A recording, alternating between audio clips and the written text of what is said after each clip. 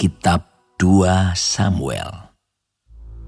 Setelah Saul mati, dan ketika Daud kembali sesudah memukul kalah orang Amalek dan tinggal 2 hari di Siklag, maka datanglah pada hari ketiga seorang dari tentara dari pihak Saul dengan pakaian terkoyak-koyak dan tanah di atas kepala.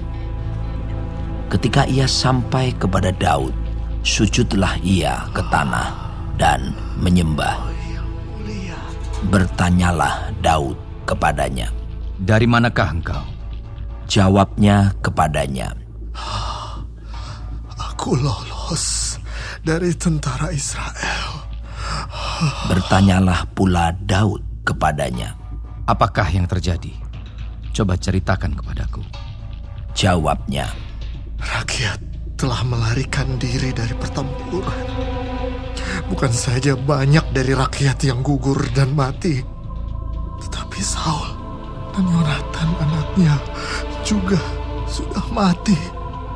Lalu Daud berkata kepada orang muda yang membawa kabar kepadanya itu, "Bagaimana kau ketahui bahwa Saul dan Yonatan anaknya sudah mati?" Orang muda yang membawa kabar kepadanya itu berkata, "Kebetulan aku ada di pegunungan Gilboa.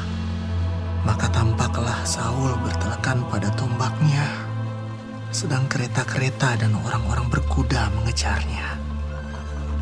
Ketika menoleh ke belakang, ia melihat aku, lalu memanggil aku, dan aku berkata, 'Ya Tuanku.' Ia bertanya kepadaku, 'Siapakah engkau?' Jawabku kepadanya, 'Aku seorang Amalek.' Lalu katanya kepadaku, 'Datanglah kemari dan bunuhlah aku, sebab kekejangan telah menyerang aku, tetapi aku masih bernyawa.' Aku datang ke dekatnya dan membunuh dia, sebab aku tahu ia tidak dapat hidup terus setelah jatuh. Aku mengambil jejamang yang ada di kepalanya dan gelang yang ada pada lengannya, dan inilah dia. Aku bawa kepada Tuanku." Lalu Daud memegang pakaiannya dan mengoyakkannya, dan semua orang yang bersama-sama dengan dia berbuat demikian juga. Dan mereka meratap, menangis, dan berpuasa sampai matahari terbenam karena Saul, karena Yonatan anaknya, karena umat Tuhan, dan karena kaum Israel, sebab mereka telah gugur oleh pedang. Kemudian bertanyalah Daud kepada orang muda yang membawa kabar itu kepadanya, "Asalmu dari mana?" Jawabnya, "Aku ini anak perantau, orang Amalek." Kemudian berkatalah Daud kepadanya, "Bagaimana? Tidakkah engkau segan mengangkat tanganmu, memusnahkan orang yang diurapi Tuhan?" Lalu Daud memanggil salah seorang dari anak buahnya dan berkata, "Kemari, paranglah dia." Orang itu memarangnya sehingga mati.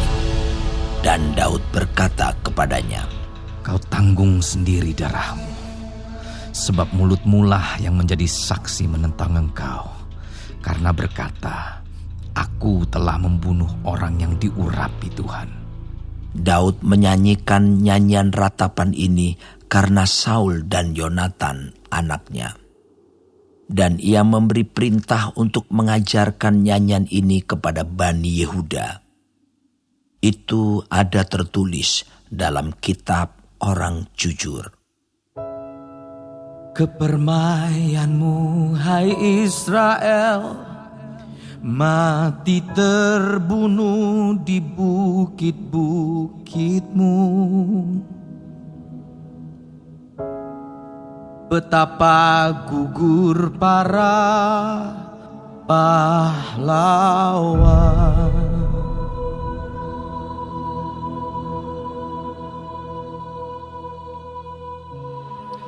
Janganlah kabarkan itu di Gad, Janganlah beritakan itu di lorong-lorong Askelon, supaya jangan bersuka cita anak-anak perempuan orang Filistin, supaya jangan beria-ria anak-anak perempuan orang-orang yang tidak bersunat.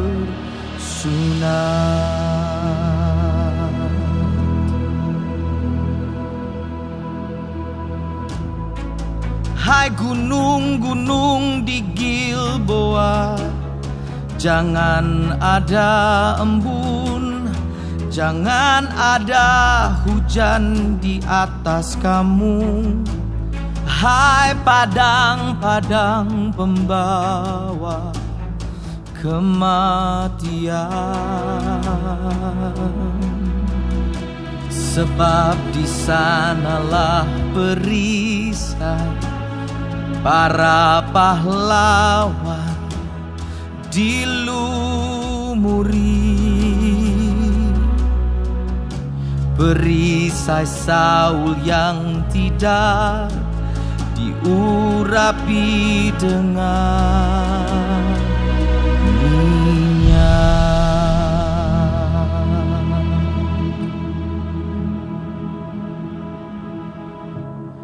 Tanpa darah orang-orang yang mati terbunuh, dan tanpa lemak para pahlawan, panah Yonatan tidak pernah berpaling pulang.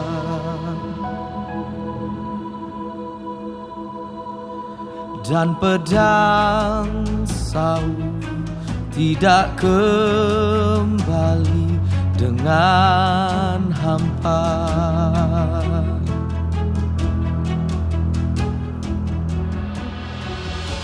Saul dan Yonatan, orang-orang yang dicintai dan yang ramah,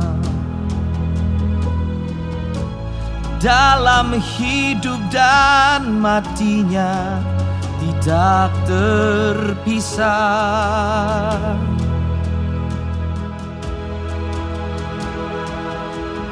Mereka lebih cepat dari burung raja wali, mereka lebih kuat dari singa.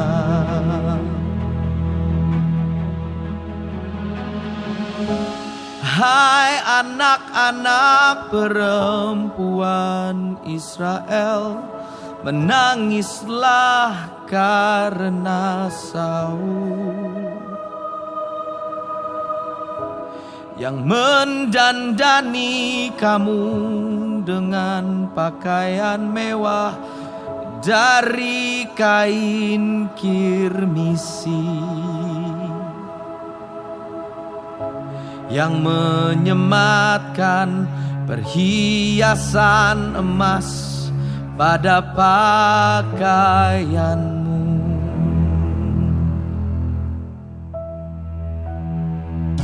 Betapa gugur para pahlawan di tengah-tengah pertempuran. Yonatan mati terbunuh di bukit-bukitmu.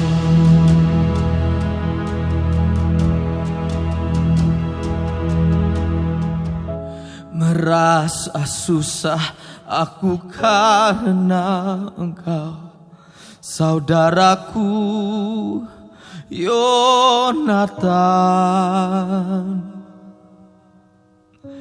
Engkau sangat ramah kepadaku, bagiku cintamu lebih ajaib daripada cinta perempuan.